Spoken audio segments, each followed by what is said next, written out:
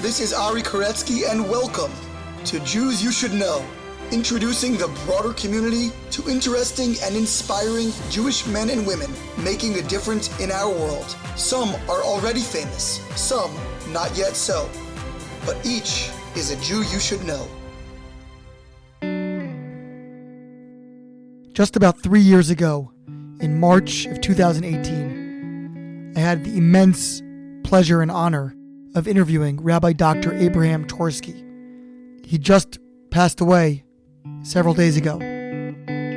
Because I released this episode a while back, and we have so many new listeners since that time, I decided to re-release his interview so that many more people could benefit, and even those of you who have heard it already can certainly gain from hearing it once more. I'm leaving the interview as it was, including my introduction, and my simple but fervent hope is that many of us can take to heart the incredible lessons of his long and unbelievably productive life, and in so doing can bring merit to his everlasting memory.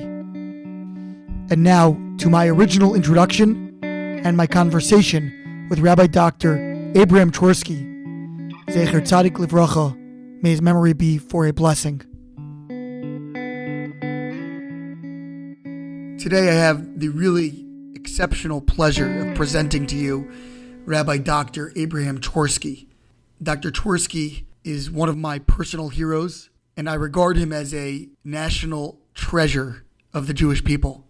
Dr. Twerski, as of this recording, is Kanai Nahara 88 years old. He has authored 84 books, as you will hear him discuss. Dr. Twerski has, in my opinion, been almost single-handedly responsible for destigmatizing mental illness in the Jewish community, for demystifying the treatment of addictions, for disabusing the larger community of the notion that addictions don't strike close to home, insisting that they do and that they can and must be addressed. He has revolutionized the community's disposition towards the fields of psychology and psychiatry, promoted the ideals of self-esteem, and so many other really incalculably important contributions. All that in addition to his copious writings on more particularistic Jewish topics like prayer, the Torah, ethics of the fathers, and so on. All that being said, this was an interview that took considerable time to arrange, and due to Dr. Twerski's advanced age, we recorded in a slightly unconventional manner. As a result, the quality of recording is definitely not ideal and will require a little bit of focused concentration to fully appreciate. You'll hear that at some points the audio is much stronger, but for the majority of the time it's somewhat compromised. I beg your indulgence ahead of time and promise that the added effort involved in consuming this week's episode is well worth the trade-off when considering the exceptional individual at the other end of the line. So without further ado, I present Rabbi Dr. Abraham Twerski. So Doctor, what I'm really doing is through this podcast, I'm interviewing many leading and inspiring Jewish personalities and trying to get a sense of people's stories and backgrounds and what brought them to their achievements. And so maybe you could start at the beginning and just tell me a little bit about your own upbringing. My father was a Chassidic Rebbe in Milwaukee, Wisconsin. Why Milwaukee? He came over from Europe in 1927. He stayed in New York for a year or so and did not like it. He didn't like it then, and I don't like it now. And he was going to move to Chicago, where there were many landslides, people from his area. But he decided against it because a cousin, Rebbe, had moved in just a little earlier, and he didn't want to compete.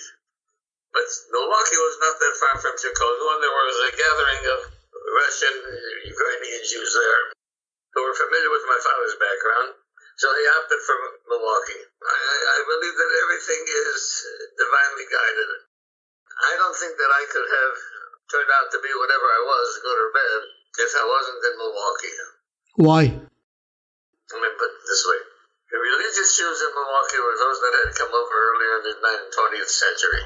And by the time I was 15 years old, many of them had died. Their children did not follow their footsteps. There was no education. There was no yeshiva in Milwaukee. So their children were assimilated. We would come to Shul on Rosh Hashanah and Kippur. I went to public school because there was no other facility. There was no cheder, no yeshiva. And the exposure that I had to public school, I think, served me well because I had a broad view of things rather than a very narrow view. I had one friend who was a Shomer Shabbos. That's it. And so I mixed well with the population, which were, some of them were Jewish, but they were not observant. And then after my bar mitzvah, I went to yeshiva in Chicago, the Hebrew Theological College, Beis Medrash Torah. In Skokie. Skokie wasn't even existing then. It was the southwest Chicago. Skokie came much later. But it was a great experience. I had super Rosh Yeshivas. At Baruch Hashem, I learned very well. And the shul that my father originally occupied in Milwaukee, that relationship ended at about 1936 or 37, and he converted the first floor of our home into a Beis Medrash. We lived upstairs, and so very often I went down to the Beis Medrash and mingled with the old-timers. Several of them, that were Russians, were excellent chess players. And at age 5 or 6 or 7, I used to go down and watch them play. As a result of which, I developed a great skill in chess, and eventually nobody could beat me. So at age 10, I was a chess prodigy. Have you continued to play throughout your life? Today, anybody could beat me. Interesting story that's associated with chess, so I might as well tell it to you because it's one of my favorite stories. On Rosh Hashanah, there was a guest rabbi from Chicago who stayed with us. And Rosh Hashanah afternoon, Dad was resting. This rabbi said to me, "You want to play chess?" I said, "It's Yom Tov." He says, "What's wrong with playing chess on Yom Tov?" Okay. I paid him, and I beat him twice. The next night, which was the second night of Rosh Hashanah, the shamus comes over to me and he says, "The Rebbe wants to see you in his study." Okay. So I came in, and my father was looking in the sefer, and he didn't say anything to me, so I stood there until I was acknowledged. And afterwards, my father looked up at me and he said, "You played chess on Rosh Hashanah?" I said, "Yes." The rabbi said, "It's permissible." He didn't say a word. He just backed the door to the sefer, and almost imperceptibly, but enough for me to notice, he shook his head. That was the reprimand I got. Understood. The rabbi wasn't wrong. The rabbi was saying, technically, legally, it's permissible. What his criticism was that Rosh Hashanah is not a day on which you play games. So I stood there and I waited. My father went back to study his sefer. I can't leave until I'm dismissed. When dismissed means he says, "Geh gesundheit," go in good health. So I waited, and after a little while, my father finally looked up. This time he had the twinkle in his eye. He said, "You beat him?" I said, "Yes, twice." Geh gesundheit. It's a favorite memory of mine, and it's also a teaching in chinuch. You may have to reprimand someone, you may have to criticize a child, but try to make it so that he does not leave with a bad feeling. Because yes, I got the message, but my father was proud that I had beat him twice. That's a beautiful story. It sounds like, you were in public school. Where did you get your early Jewish education? Did your father study with you? Who took on that role? I had a melamed. There was no school. I had a melamed, and of course I learned a great deal from my father. And then the bulk of the Jewish education came after my bar mitzvah and the yeshiva. And I did well in the yeshiva. I was not stupid, and I accomplished a great deal. And my father, at this time, had sold the house, and had moved to the newer section in town. It's the migration, the Jewish migration to cities. And it was clear that he wanted me to become rabbi after him, take the shul. My father was a non-professional psychologist, counselor, who had an intuitive grasp of people's problems. And his study was full of people consulting him from morning to night, and sometimes well into the wee hours of the morning. And they sought his advice, they sought his counsel. And the advice and counsel he gave them was excellent. My father received looking for words that I've got, a commendation from the Wisconsin judiciary for his work that he did. And it was known that when judges had a case that they found it difficult to handle, they would say, go to Rabbi Twerski. And that's what I saw when I grew up, that as a rabbi, what you do is not only rituals and Torah study, you also become an advisor and counselor. When I got smicha, it was in 1951. At that time, there had been a significant change because after World War II, psychiatry and psychology had a meteoric rise. And the result was that I realized people are not going to come to me for advice and counsel like they did to my father. They're going to go to the professional psychologist or psychiatrist. Why do you think that changed? I think that prior to World War II, psychiatry and psychology was an orphan in medicine. And after World War II, there was just an explosion of psychiatry and psychology. And everybody was a psychoanalyst, and the others went to psychologists. But it became clear to me, the people who consulted my father for guidance are not going to come to me. Well, what then is going to be my role as a rabbi? Doing rituals, officiating, bar mitzvahs, weddings, funerals, unveilings. But as far as what I felt should be the role of a rabbi, it wasn't happening. Furthermore, the generation in 1952, the old generation had died off, were not interested. They were uneducated yeshivas. There was no yeshivas for them. They were uneducated, uninterested in adult education. So what am I going to do with all my learning? Who do I give it to? So I decided, look, I really wanted to do what my father was doing. I wanted to be the excellent counselor that people looked up to. But I'm not going to do it as a rabbi. So I looked up the facilities and got into medical school, Marquette Medical School in Milwaukee, in order to become a psychiatrist. Was your father disappointed? Not a bit. Not a bit. He realized that that was the right thing to do. So I began my medical career. I was an assistant rabbi to my father for 10 years. But the last 5 years, I was also part-time in medical school. And by 1960, I graduated medical school. And I had had a year of internship in general medicine. I wanted to become a psychiatrist, so I applied to several places. And the best one that I thought was the best, and what really was Pittsburgh, the Western Psychiatric Institute, which was a Orthodox Freudian school. Freud was the gospel, and you didn't dare show any distaste for Freud. You just accepted it. Of course, I was naive, and I said, okay, this is it. And so I became very much appreciative of Freud, who indeed was a very great person, although he made many serious mistakes. And then when I came back after the first year, I came back to Milwaukee, and my father said, what have you learned in psychiatry? I said, psychoanalysis. I explained to him, patient must come 4 times a week. This can go on for 3-4 years. My father said, can I tell you a story? I said, of course. So he said, in one of the areas of one of the fiefdoms in Russia, there was a poet who was very benign in contrast to other Parisian who were anti-Semitic, and he used to foment pogroms. This poet was very peaceful, he was not aggressive, and the local anti-Semites tried to provoke him. You can't be tolerant of the Jews, right? And they wanted him to make a pogrom. Again, he was a pacifist, and that wasn't his liking. But they found his Achilles heel, because he had a pet dog, and his pet dog was everything to him, his constant companion. So the anti-Semites went and said to him, Your Lordship, you know that the Jews are very clever people.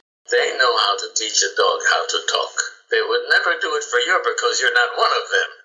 And they will tell you it's impossible, it can't be done. Trust me, it's just because you're not Jewish. Well, it got to him. He says, that can't be. I've been protective of them, and they owe me a great deal of favor. So he called the leaders of the Jewish community, and he said, you know, I have my pet dog. He's my constant companion. We have a way of communicating. But of course, it would be so much easier if I could talk with him and he could talk with me. I know that you people have a way of teaching a dog how to talk. So I want you to take this teach him how to talk. The Jews heard this. They said, Your Excellency, what are you asking of us? It's an impossibility. Nobody ever heard of teaching a dog to talk. Don't tell me that. It's just because I'm not a Jew. And all the protection that I've given you, that's how you pay it back for me? So I became very irate. He says, Here, take the dog and teach him how to talk. And if not, I want every Jew out of my fiefdom. So they got together. What do we do with this Meshuggah? And he gave him a time. He says, At the end of 30 days, you haven't taken my dog to teach him how to talk? I don't want any Jew leaving my fiefdom. Get out. So they held council. They prayed, whatever. What do we do with this guy? There's no sense of talking logic to him. Toward the end of the 30 days, one of the lesser luminaries in town, a very humble shoemaker, came in and said to the leaders of the community, Look, let me go and talk with the poets. He said, What do you mean you're going to talk with the poets? All the leading rabbis have talked with him, and he is just completely resistant, and it's not logic. He's got to be Shugaf, and you can't do anything about it. He says, Look, you already loaded your wagons to leave the community. What is there to lose? Let me talk with him. Okay, go talk with him. So he goes to the palace, and about half an hour later he comes out with the dog on the leash. And they say to him, What are you doing? What are you doing with that dog? He says, I told the poets that I would teach the dog how to talk. So what, are you crazy? I explained to him that a human being is more intelligent than a dog, and yet it can take 3 years for a child to learn how to talk properly. So he has to understand that with a dog, it may take 6 years. He says, so what are you going to be at the end of 6 years? He said, Look, we got 6 years to live in peace, and who knows what's going to happen at the end of 6 years? The poets may die, I may die, the dog may die. Something's going to happen to get us out of this. But my father said to me, You're going to treat a patient for 3 years, for 4 years, and you're going to say that your treatment was effective? You know how many things that have happened during those 3 years that changed a person's life? And he got married, he got divorced, he got a new job. So at that time he got to be a little bit suspicious of the dogma of Freud. But anyway, I think I had a very, very pleasant experience with Western Psych, and I became the fair-haired boy of the head of the department. And then I took to work 2 years at a state hospital. And at the end of those 2 years, I came back to the Psychiatric Institute because the director had promised me that I would get on the staff. During the residency, I spent a 2-month rotation at Pittsburgh St. Francis Hospital. That was a unique episode, a unique hospital. It was a 750-bed hospital, general hospital, of which 300 beds were psychiatric. With the tail wagging the dog. And I was there for a 2 months rotation. And I had no day, no night. I was on call all the time except for Shabbos. So the director says to me, Abe, we owe a great debt of gratitude to St. Francis Hospital. They're the only facility in town that has provided emergency psychiatric services. I want you to consider the position as clinical director. They have not been able to hold a clinical director. So I looked at him and I said, You really wanted to go with St. Francis? He says, Look, give it a try. Go meet with Sister Adele. She's the head of the hospital. And see what you can work out. I said, okay, to do the boss a favor, I'll go. I had no intention of becoming clinical director of St. Francis Hospital. But I went and I met with Sister Adele. She was a very unusual person, very devoted, very caring for all her patients. And in fact, I once said to the bishop, if you don't canonize Sister Adele, I'll lose respect for the church. But anyway, she sat with me and I told her, Sister, I am not the one for you. First of all, I know what it's like here. I was here for 2 months. You need somebody who's available 7/24. I'm not available 7/24. Like Friday afternoon, my telephone is shut down. She said, Dr. Twerski, we would never think of calling you on your Sabbath. And I said, Sister, this is July now, and I had planned to go to Israel for 2 months. She said, I waited for so long, we'll wait longer. So I told her, let me think it over. She walked me to the door, and she said, Dr. Twerski, I know that you're going to come on our staff because the Holy Ghost sent you to us. How do you deal with that? So I took the position with the intention, I'll give it a trial for a year. I ended up 20 years. Wow. And I did some wonders at St. Francis. I brought in a psychiatric training program. At that time, there was no psychiatric residencies unless you were affiliated with a university, and we were not affiliated, and yet I got the residency. So this was a stroke of luck. So that brings me up to the end of the residency, and again, I have a lot of respect for what I learned, the theories from Freud, but I really did not buy into it completely. This was, at that point, the attitude was, all psychological problems are due to psychological pressures or stresses or whatever. No one considered that it could be a medical problem. And then in the first year of psychiatry, the revolution came out that there was a medication, an antidepressant, that could change people's feelings and cure their depressions without deep psychotherapy. So I developed a skill in psychopharmacology, and I had an excellent 20 years at St. Francis. One of the things that St. Francis did was open up a detox unit for alcoholics, because all of the other hospitals rejected alcoholics. They were not desirable patients. And Sister Adele said, they need help, we're going to open our doors to them. So she opened up a psychiatric detox unit. When I came to St. Francis, there was a detox unit of 30 beds, and it was a revolving door. Anybody could come in at any time, and there were some alcoholics who were admitted 4 or 5 times during 1 month. Sister Adele would not allow a refusal. That patient could have been your father. You've got to have consideration.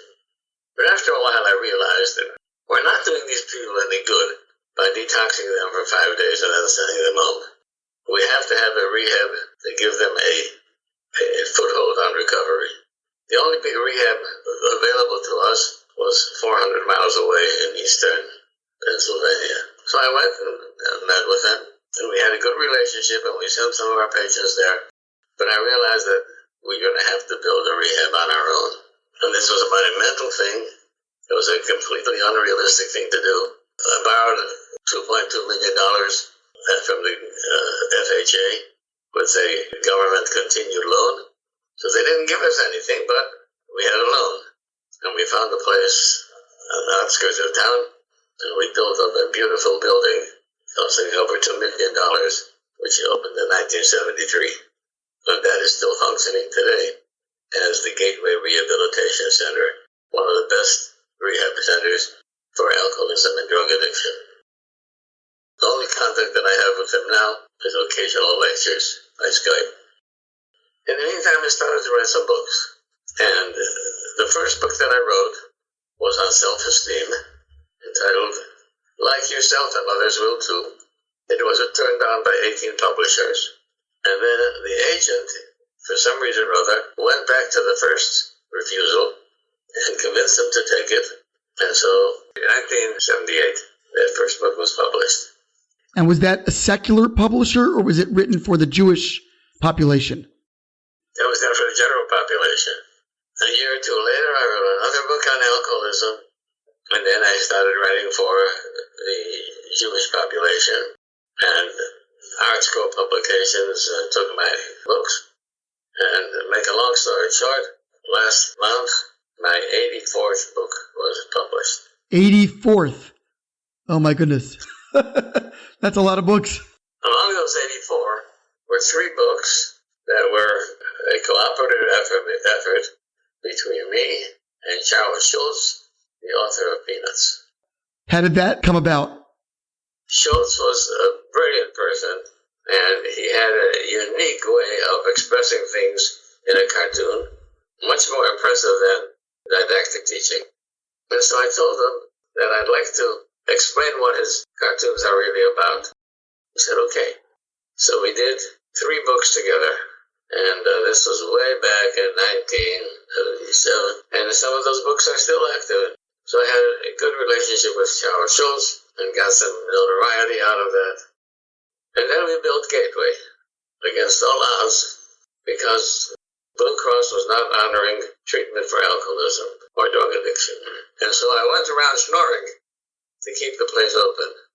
We got money from foundations, money from individual donors. And it wasn't until we took our first patient in 1973. It wasn't until 1978 that we had the first insurance payment. Huh. So talking about a non-profit, we were the most non-profit ever.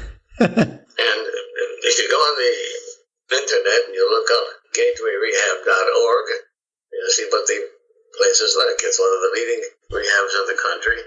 And just this past year, we had around a $6 million building to provide special treatment for adolescents because the drug epidemic is just killing our adolescents. And so we have this beautiful building into which we take in the adolescent and the family. It's extremely important that the family be on board. So that's where we're up to almost now. I stayed as medical director of St. Francis for 20 years. During the latter part of the 20 years, I was the medical director of Gateway Rehab Center. I don't try to remember when I finished that, but it was probably around 1980-something, 1990, that I retired from active role. I always played a significant role in the running of the institute until I became really disabled and couldn't do it anymore. Why did you get into writing? What inspired you to start writing, and especially for the Jewish community? What inspired us not to write symphonies? What inspires anybody to, any artist to? It's like a nursing mother, who wants to give her milk to the baby, and if she can't do it, she's in pain. And so once I started writing, especially after my first two books were well received in the general population, and then Art Scroll, it was great. I published some very interesting books, very heavily influenced by my work in psychology and psychiatry. For example, recovery programs for alcoholism are essentially based on the 12-step programs of Alcoholics Anonymous. I found that the 12 steps to Alcoholics Anonymous, which were developed by Bill Wilson, who was not Jewish, developed them in 1936, are word for word what we would have done had we developed the program based on the Jewish ethics and Jewish principles and Jewish philosophy. So, once you have a success and you get one book written, it grabs you. You want to do more and more. And then I had the 4 books with Charles Schultz, which some of them are still sold. They're still being sold. And one of the best ones was When Do the Good Things Start? It's still available on Amazon and the stores. And there's nothing like success to stimulate you to write more. Did you feel that when you were writing for the Jewish community that there was a lack of awareness in the community about mental health issues, and that you were providing something really necessary in elevating the awareness in the community about mental health issues? Say that there was not much in mental health issues at the beginning. There was total denial. You can't have a Jewish alcoholic. They don't exist. Shikars are good. And I began to admit one after another Jewish alcoholics. And then the drug problem hit like crazy. A lot of Jewish kids got up with the drugs, and lethal consequences.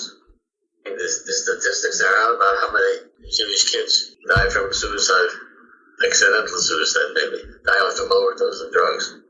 But the community wouldn't hear me. And I kept on battering and battering to make them listen. And eventually it broke through the denial.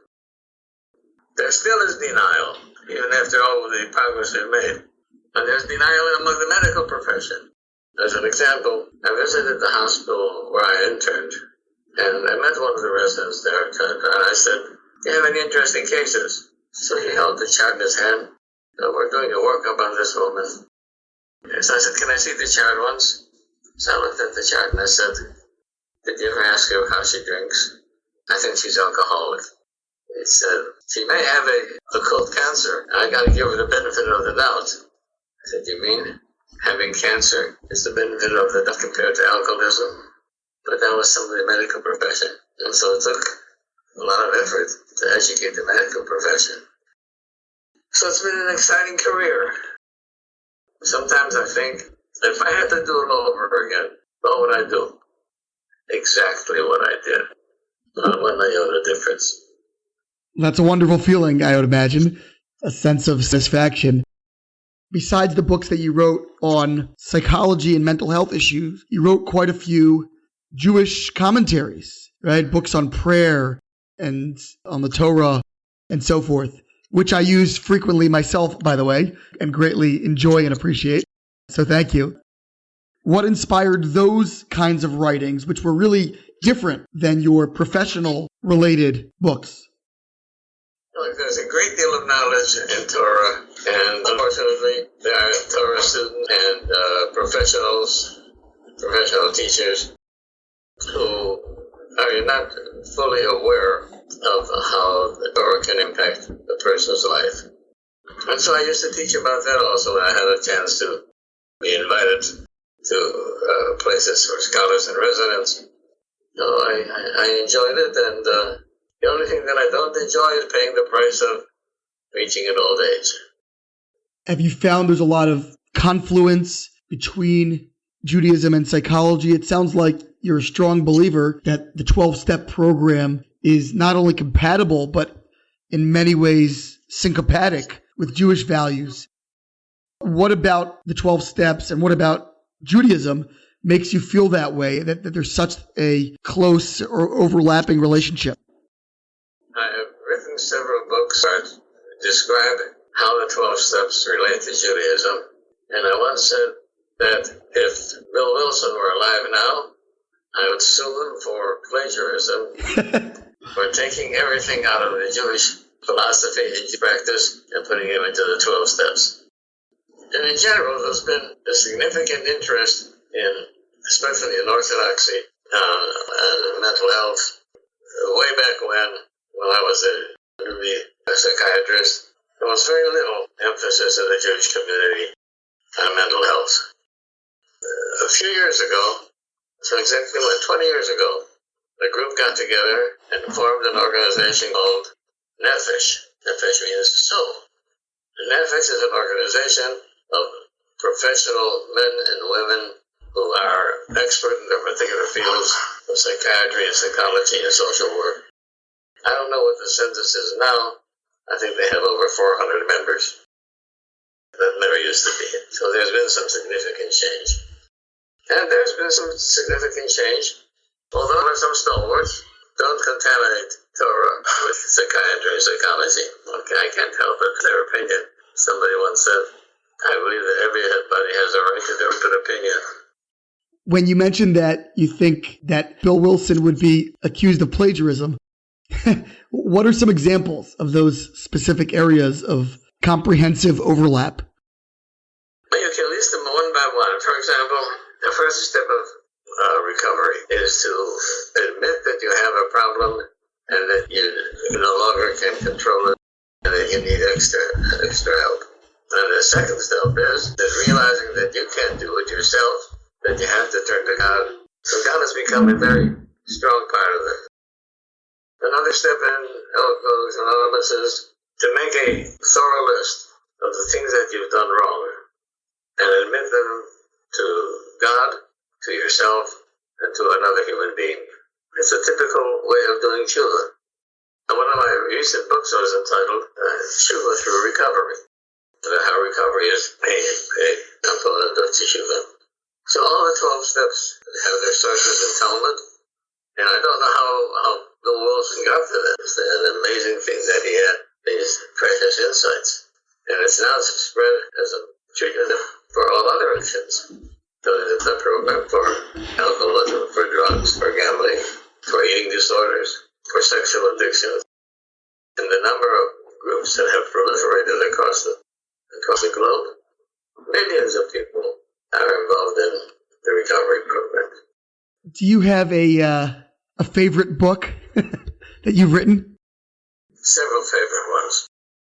One of the first books that I wrote for the Jewish community was entitled Generation to Generation, which is the traditions that have been handed down, been very well received, still available.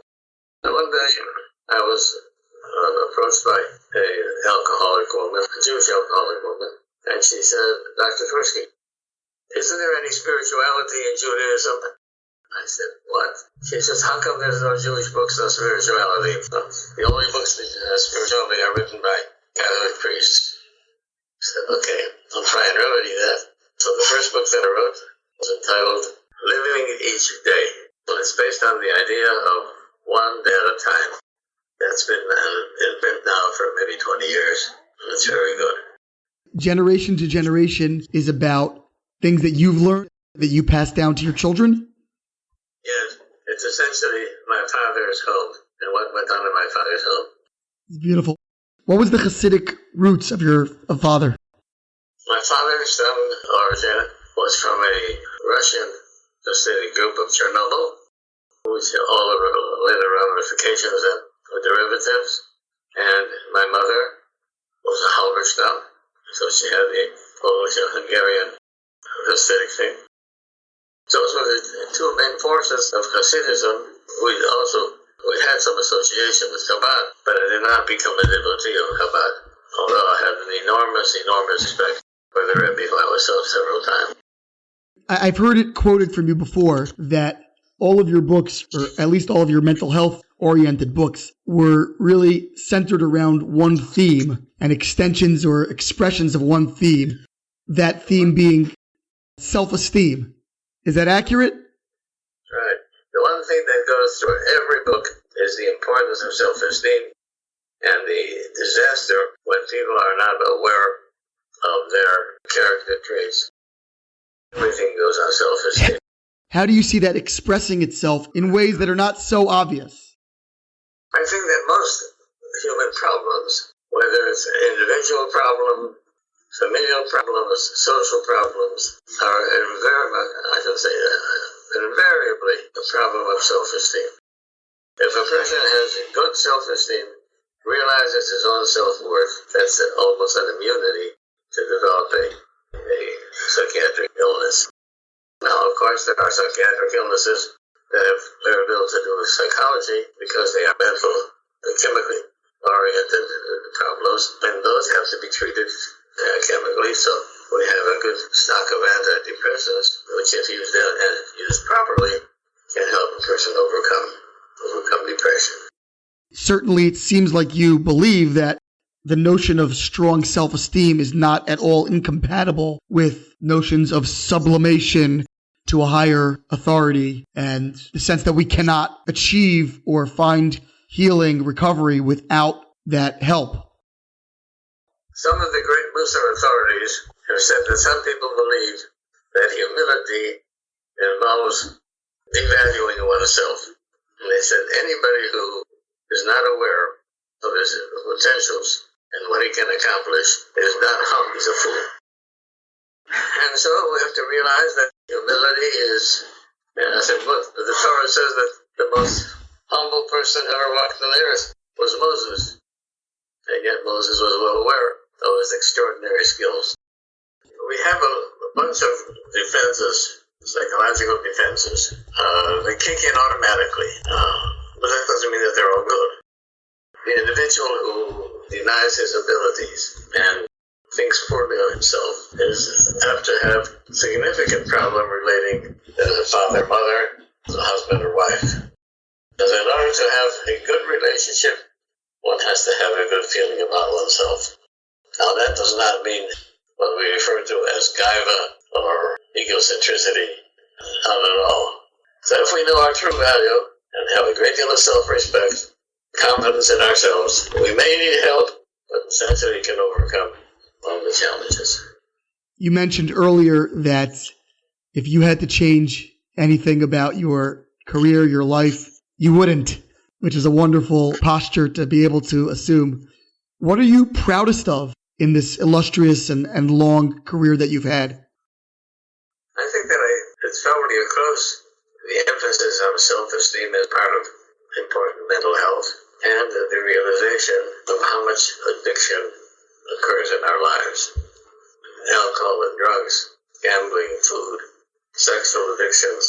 And there are addictions that we haven't even identified. And I think that if we could truly get a hand on that, I think all of our lives could be happier. Dr. Twerski, just in closing, tell our listeners what you're up to now. You're living in Jerusalem, I understand?